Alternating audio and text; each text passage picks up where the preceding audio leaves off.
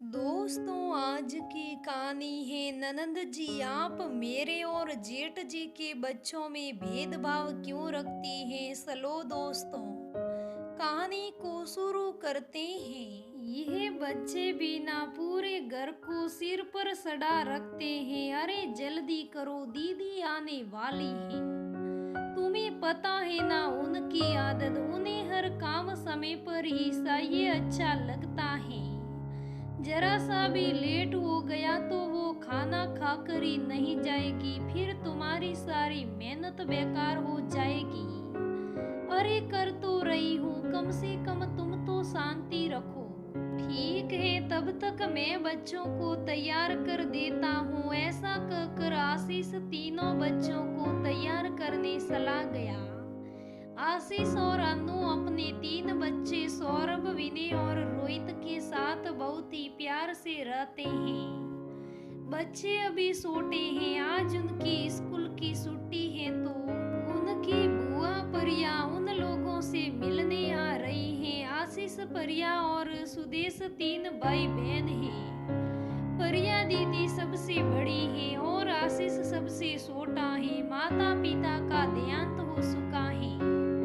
तीनों एक ही शहर में अपने अपने परिवार के साथ रहते हैं। परिया दीदी की आदत है कि वह जब भी अपने भाइयों से मिलने का प्रोग्राम बनाती है तो एक ही दिन दोनों जगह मिलकर आ जाती है।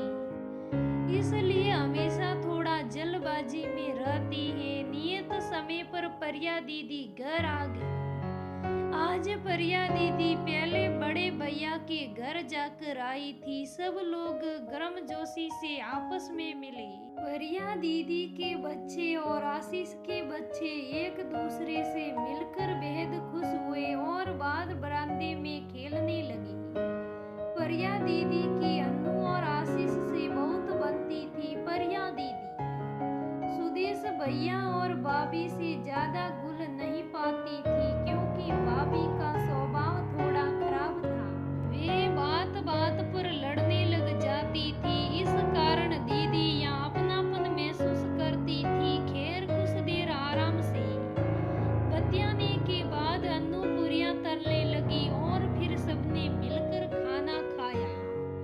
उसके बाद परिया दीदी ने अनु के हाथ में 500 रुपए रखे और कहा, जो तुम्हें पसंद है वो बच्चों को दिला देना। मैं बच्चों के लिए मिठाई लेकर नहीं आई दीदी, इसकी कोई जरूरत नहीं है, जो है सब आपका ही है। अरे नहीं नहीं, इतने दिनों बाद मिलने आते हो तो कम से कम बच्चों के लिए मिठाई और फल तो ला ही सकती हो। पर फिर लगता है कि तुम लोगों को जो पसंद हो अपने आप दिला दो, इसलिए पैसे दे जाती हूँ। वैसे भी मैं तो दोनों भाइयों में कोई फर्क नहीं करती, दोनों के बच्चों को बराबर ही मानती हूँ। वहाँ पर भी सुदेश के दोनों बच्चों को 500 देकर आई थी और यहाँ पर भी तुम्हारे तीनों बच्चों के लिए 500 देकर जा रही हूँ। सुनकर अनु का मुंह उतर गया और उसने आशीष की तरफ देखा। आशीष ने भी उसे चुप रहने का इशारा किया। ये हर बार का ही था। सुदेश के 2 बच्चे और आशीष के 3 बच्चे थे, पर जब भी दीदी को कोई तोहफा देती तो ये जरूर गिनाती, भाई तुम्हारे 3 बच्चे हैं। और सुदेश के 2 पिछली बार भाई दूज पर भी यही हुआ था, जब दोनों भाइयों का परिवार परिया दीदी के घर खाने पर गया था तो परिया दीदी ने खाने के बाद 500 बच्चों के लिए उपहार दिए। उपहारों को देखकर बच्चे खुश हो गए, पर जब उन्होंने उसी समय अपने उपहार खोलकर देखे तो सुदेश के दोनों बच्चों के तोहफे थोड़े महंगे थे, वही आशीष के बच्चों के तोहफे थोड़े सस्ते थे। अब बच्चे तो बच्चे होते हैं। तो सौरभ ने कह दिया, बुआ हमें तो बड़े भैया सुदेश भैया के बेटे का तोहफा ज्यादा अच्छा लगा। परिया दीदी ने वही सबके सामने गिना दिया। भाई, मैं तो दोनों भाइयों को एक जैसा ही मानती हूँ, इसलिए उनके बच्चों में भी कोई फर्क नहीं करती। उनके भी 2 बच्चों पर मैंने 1000 रुपए खर्च किए हैं और आशीष के बच्चों पर भी। अब सुदेश के तो 2 हैं, 100-500 रुपए के उपहार हैं, दोनों के 500-500 के हैं और आशीष के 3 हैं तो उसी के अंदर उनका एडजस्ट करना पड़ा।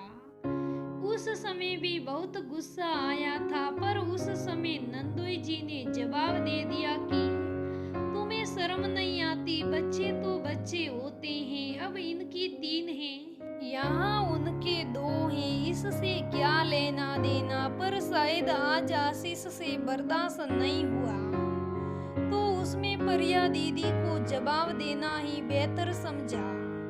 दीदी मेरे 3 बच्चे हैं और भैया के 2 बच्चे हैं, उससे कोई लेना देना नहीं, मेरे 3 हैं तो तीनों मेरे लिए अनमोल हैं।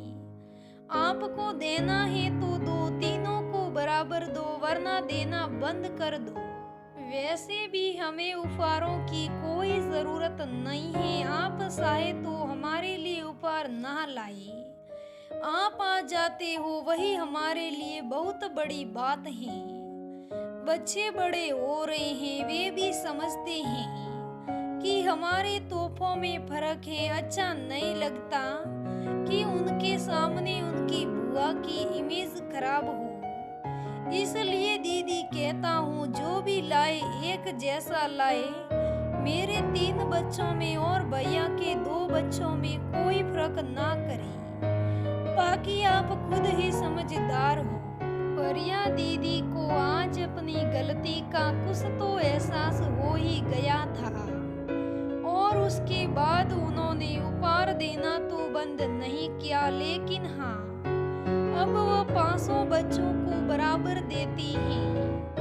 दोस्तों, कहानी से हमें यही सीख मिलती है, हमारी सोच चाहे कैसी भी हो, हम तो हमारे हिसाब से कुछ भी करते हैं, पर बच्चों में कोई भेदभाव नहीं करना चाहिए। उनके मन में भी गलत धारणा पैदा होती है कि हमारी बुआ बड़े पापा जी के लड़कों के लिए अच्छा लाती हैं, हमारे लिए थोड़ा सस्ता लाती हैं। दोस्तों, कुल मिलाकर कहानी यही कहना चाहती है कि भेदभाव तो किसी के साथ नहीं करना चाहिए, पर खासकर बच्चों के साथ तो बिल्कुल भी नहीं। तो दोस्तों, ये आज की कहानी कैसी लगी मुझे कमेंट करके जरूर बताइएगा।